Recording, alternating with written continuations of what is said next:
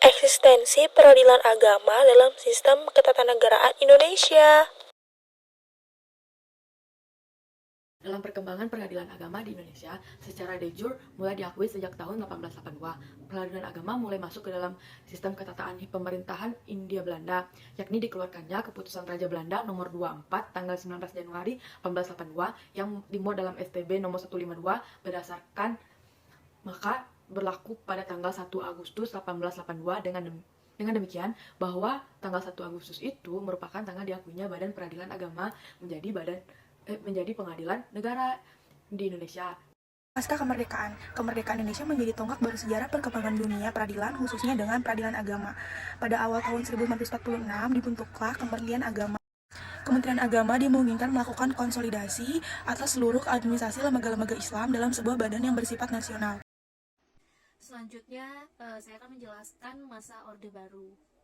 Dengan disahkannya Undang-Undang Nomor 14 Tahun 1970 tentang ketentuan-ketentuan pokok kekuasaan kehakiman yang mengokohkan keberadaan peradilan agama dengan status yang sama dengan lingkungan peradilan lainnya sehingga merupakan bagian dari unsur penyelenggara pemerintahan dalam kekuasaan kehakiman. Kemudian lahirnya Undang-Undang Nomor 1 Tahun 1970. Baik, saya akan membahas di masa reformasi Undang-Undang Republik Indonesia Nomor 14 Tahun 1970 tentang pokok-pokok kekuasaan kehakiman merupakan undang-undang yang menganut sistem dua atap atau double role system, yaitu di mana masuk ya pihak eksekutif dalam kekuasaan kehakiman di negeri ini yang mengakibatkan peradilan tidak independen. Karena itu, kompleksitas permasalahan pada sektor peradilan di awal reformasi ini sangat berkaitan dengan format yuridis, format pemisahan yang tegas antara fungsi yudikatif dan eksekutif. Salah satu di antara realisasi pemerintahan di era reformasi adalah dengan menerapkan 3 tujuan pokok hukum di bawah konstitusi, yaitu pertama keadilan, 2 kepastian, dan 3 kebergunaan. Reformasi tahun 1988 cukup memberikan dampak yang besar bagi bangsa Indonesia, tak terkecuali pada bidang hukum. 4 kali amandemen Undang-Undang Dasar 1945 ini cukup memberikan gambaran bahwa betapa perubahan tersebut terjadi secara mendasar, tepatnya pada level konstitusi. Dalam tatanan konstitusi baru pasca amandemen, paradigma pembagian kekuasaan yang menjiwai Undang-Undang Dasar 1945, pra-amandemen berubah menjadi paradigma pemisahan kekuasaan yang tegas dalam konstitusi baru. Diakui atau tidak, pembaruan kekuasaan kehakiman dan sistem peradilan itu sangat erat pada politik pada saat itu.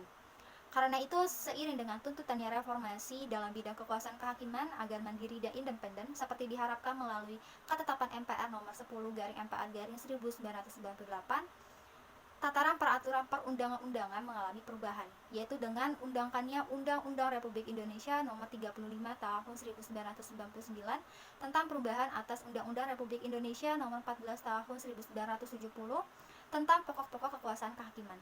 Kemudian, dalam Undang-Undang Republik Indonesia Nomor 4 Tahun 2004 tentang kekuasaan kehakiman yang baru ini, sistem yang dipakai adalah sistem satu atap atau one roof system, yaitu artinya pembinaan terhadap 4 lingkungan lembaga peradilan ini yang ada, yaitu secara teknis justisial, administratif, organisatorius, dan finansial ini berada pada tangan Mahkamah Agung.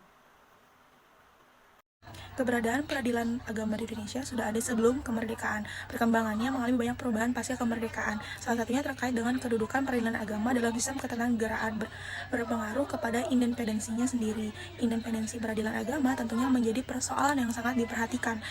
Independensi ini sudah tercermin melalui kedudukan teknis justisial, administratif, organisatoris, dan finansial yang berada di bawah Mahkamah Agung berdasarkan Undang-Undang RI Nomor 4 Tahun 2004 tentang kekuasaan kehakiman, sehingga terbebas dari campur tangan kekuasaan manapun. Yang sebelumnya adanya undang-undang ini, kewenangan dalam hal organisasi, administrasi, dan keuangan masih berada di bawah pemerintahan atau Departemen Agama. Penguatan kewenangan dan kedudukan peradilan agama semakin tercermin dengan dilakukannya 2 kali perubahan terhadap Undang-Undang Peradilan Agama.